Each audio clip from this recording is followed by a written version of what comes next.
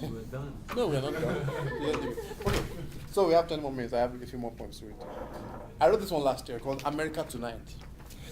You must have read it before, and that's around. I wrote it last year. Last year I didn't have many friends. I had Chris, which was the first guy I met in my English 400 class. So we would go to places, we went to a few places, and it was just a random coincidence. And the story of our meeting was always very funny, so I always like to tell it. He was in class, so the first time I met him, he knew I was from somewhere.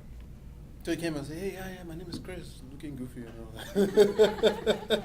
I said, "Okay, hi, my name is Kola, I'm from Nigeria," and blah, blah, blah. And he said, "Where did you learn to speak English?" That was the first thing he asked me. "Where did you learn to speak English?" And I stopped. I said, "What?" And then he knew that he had said something wrong. So I said, "Nigeria, I've always spoken English. English has been spoken in Nigeria since the 1800s. We're colonized by the British." So I started giving him a history lesson right in front of him, right down there at Peckhall. He said, okay, all right. Are you on Facebook? I said, yes. Right. I later found out that's the question I ask everybody. Are you on Facebook? So I said, okay. So I guess he thought of, maybe he thought I was upset. I wasn't upset, but I gave him the impression that he had asked a question that wasn't that was the right question to ask. I mean, one would think that people would know that every colony of Britain in Africa spoke English. Right. Those colonies of, it's like meeting somebody who comes from Francophone Africa and asking, how do you speak French, So, so the next day when I added him on Facebook, the first status I saw, the status was, "Chris now knows that English is the official language of Nigeria." He was interested. I always tease him about it all the time.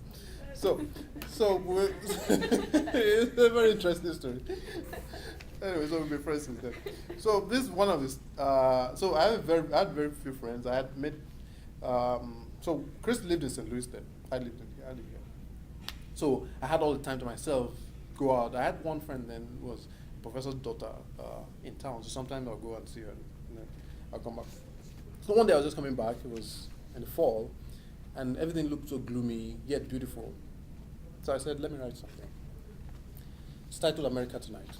It says, "It's just the rustling leaves on the ground, the gentle breeze that blows. It's the glow of lights around the evening trees. It's not the length of the open streets, nor the whistling air, the bend of arrows that point north when the mind looked west. It's not the end of boulders, the open lines on double-lane tar. It's not the skid masks on roads heading east, nor the ears of corn in farms on roadside shops. It's the smile in their joyful eyes, the love that I see around. It's the warm nudge, a subtle touch of flesh, or a gentle sound. I felt it tonight, within hopes on the faces I see wherever I look. Graceful laughs under branches and falling rain around the brook. I smell it in the cold night air, brown like the leaves of autumn's rust. I touch it in hugs of fleece, wondrous wool, fabric mufflers of trust. It's the sound of music, softening bits of sweet tingling taste. It's the rustling leaves on the ground, a season of deathly waste. It's America tonight, Midwest, in the folds of a gradually freezing host. I stand with words as shield, the less scorching shawls I know the most." That's it. So just describing the environment and what I see, the place, things I feel, and that there was no other way to console myself than just the words I could use to describe the environment and stuff. And I had a blog then too. I still do.